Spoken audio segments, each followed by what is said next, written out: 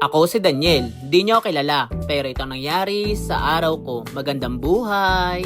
Napaaga nga pala akong nagising at kumatok yung Shopee at dumating na pala yung deliver ko. May mga gamit din kasi kami dito sa bahay na kailangan ko nang mag-order, lalo itong pansandok ng kanin at naubusan na kami at nawala na, hindi ko na alam kung saan napalagay. Minsan din kasi nag-uulam yung jowa ko ng sardinas at wala kaming pambukas, nahihirapan ako kaya nag-order na rin ako ng isa. Dumating din pala yung order ng jowa ko na pan-decor daw niya sa birthday ko. Kaso nga sabi ko sa jowa ko magbe-birthday ako ng wala at hindi ko alam kung saan natin maiilagay ang in-order niyang pan-decor. Sabi ko na lang sa jowa ko bahala na pag dumating yung birthday ko at kung saan tayo mapapunta. Ito pala isang order ng jowa ko, pantalon niya at kasya lang din naman sa akin at sa kanya. Halos isang size lang din naman kasi kami sa sinusuot namin. Ito naman si Dio, tinatry ko nang lagyan siya ng panali sa likod niya at kaso hindi nagagagalaw. Tingnan nyo guys, pag wala yung tali sa likod, namang harot at talon ng talon. Medyo hindi pa kasi sa komportable doon sa tali niya, kaya pag meron siyang ganyan, hindi siya nagagalaw at natatakot pa. Tinanggal ko na rin pala yung cover ng motor namin at mamamaliki lang ako ng maiulam namin. Medyo madami-dami na nga rin talaga yung kulang dito sa bahay, kaya bumili na rin ako ng bigas. Sabi ko nga kay kuya, samahan niya na ng isang buting mantika, kaso yung mantika nila ay tulog. Bibili na rin pala ako ng pork chop, kaya sabi kay kuya, pakihiwa naman ako ng 4 na piraso at bibili ako. Buti na nga lang din sa ganito, pag nag-request ka, pagbibigyan ka talaga.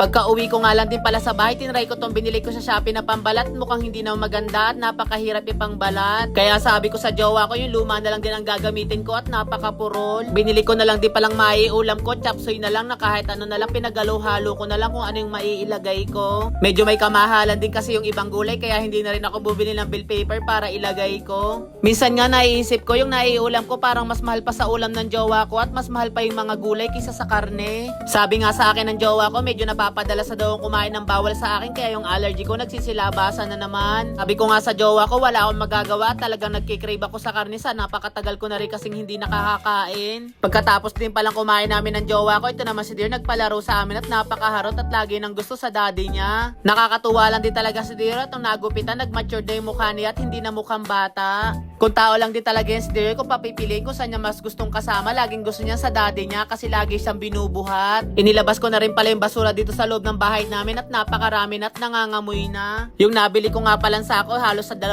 tao yung kasya, kaya napakalaki. Pagkatapos ko din palang mag-asikaso, ito si Dio nagkakahol naman sa loob, kaya nilabas ko na lang din muna at nagtambay kami dito sa labas. Kinahaponan nga may dumating na namang isang order ko at sabi pa nga ng jowa ko ay halos napapadalas daw yung pag-order ko. Sabi ko nga sa jowa ko, hindi naman din kasi ako order kung hindi kailangan natin. Pag din kasi pansarili namin, napakabihira lang namin bumili at talaga namang tumatagal. Nakita ko nga lang din pala to sa Shopee at bumili ako at ilalagay ko dun sa CR sa business namin. Kaso nga lang sabi ko sa jowa ko, para akong nabudol at napakalaki sa picture nung binigay sa akin, napakaliit, nasa halagang 24 pesos lang din naman siya. Sabi ko nga sa jowa ko, nag-order ako ng mga shirt na to at halos wala din talaga kaming shirt at napakaluluwag na. Baka din kasi mamaya sabihin ng mga tao hindi na kami nagpapalit ng shirt, kaya sabi ko sa jowa ko kahit ilang piraso nag-order ako. Buti na nga lang dito mga order ko at kahit papaano yung magaganda naman at sakto lang din ang fit. Doon pala sa business namin, kinuha ko lang din tong luma namin lampshade kaya dinala ko dito sa bahay. Kayo din ba guys, sa gaya ko, yung pag bumibili ng Shopee tapos yung mga plastic iniipon pa at itinatabi? Naalala ko nga pala, hindi ako nakapag-grocery kanina kaya lumabas din pala muna ako at bibili ako. Tinanggal ko na lang din muna tong cover ng motor namin. Medyo nagmamadali din kasi ako kanina kaya hindi ko na naaalala na wala na pala kaming gamit sa pang CR. Naubusan na din kasi kami ng stock ng Colgate tsaka kumuha na rin ako ng sabon.